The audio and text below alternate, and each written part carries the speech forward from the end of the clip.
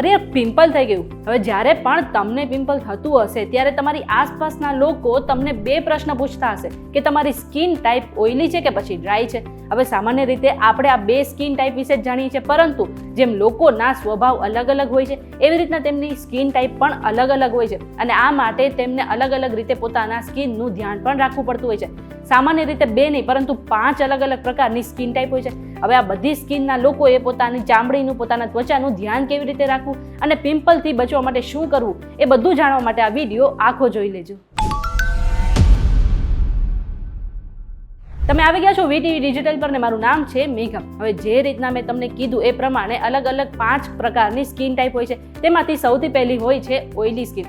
સામાન્ય રીતે જે લોકોની ચીકણી ત્વચા હોય છે, તેમને ઓઇલી સ્કિન હોય છે, એમને પોતાની સ્કિનનું વધારે ધ્યાન રાખવું પડતું હોય છે. જેમની સ્કિન ઓઇલી હોય છે તેમના ત્વચામાં સીબમનું પ્રમાણ વધારે હોય છે અને આને જ કારણે તેમને પિમ્પલ, બ્લેક હેડ્સ અને વ્હાઇટ હેડ્સની સમસ્યા થતી હોય છે.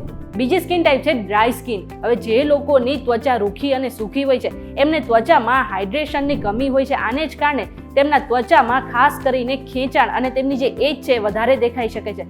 ત્રીજી સ્કિન ટાઈપ છે કોમ્બિનેશન સ્કિન. હવે જે લોકોની ત્વચા જે છે એને ડ્રાય સ્કિન અને ઓઇલી સ્કિન બંનેનો ફાયદો મળે છે અને ગેરફાયદો પણ મળે છે, તેને કોમ્બિનેશન સ્કિન કહેવામાં આવે છે. હવે જેમની કોમ્બિનેશન સ્કિન હોય છે તેને ટી ઝોનમાં સૌથી વધારે ઓઇલીનેસ જોવા મળે છે, એટલે કે તમારા કપાળ અને નાકના ભાગમાં તમને જે છે એ તેલવાળી ત્વચા જોવા મળે છે અને આ સિવાય બીજા ભાગો જેમ કે તમારા ગાલ પર સૌથી વધારે ડ્રાયનેસ જોવા મળે છે.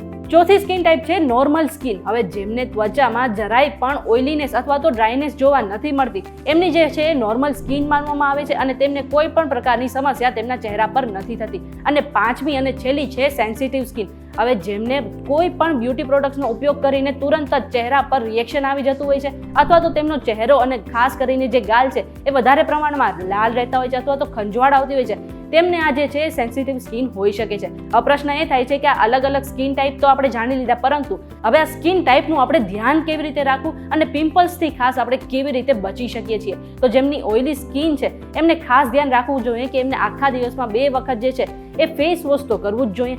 આ સિવાય એમને ઓઇલ ફ્રી મોઇશ્ચરાઇઝરનો પણ ઉપયોગ કરવો જોઈએ.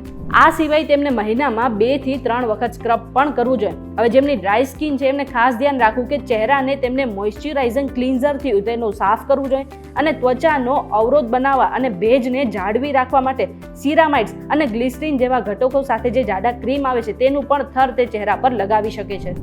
આ સિવાય તમે ચહેરા પર સનસ્ક્રીન અને બીજા કોઈ પણ મોઇશ્ચરાઇઝરનો આરામથી ઉપયોગ કરી શકો છો. આ સિવાય છે કોમ્બિનેશન સ્કિન. હવે જેમની પણ આ સ્કિન હોય છે તેમને ખાસ કરીને જે ટી ઝોન છે એટલે કે કપાળ અને નાકના ભાગમાં ક્યારેય પણ ઓઇલવાળો જે મોઇશ્ચરાઇઝર છે તેનો ઉપયોગ ના કરવો જોઈએ અને ખાસ કરીને ઓઇલ ફ્રી ફેસ વોશથી દિવસમાં 2 વખત મોઢું તો તેને ચોક્કસથી ધોવું જોઈએ.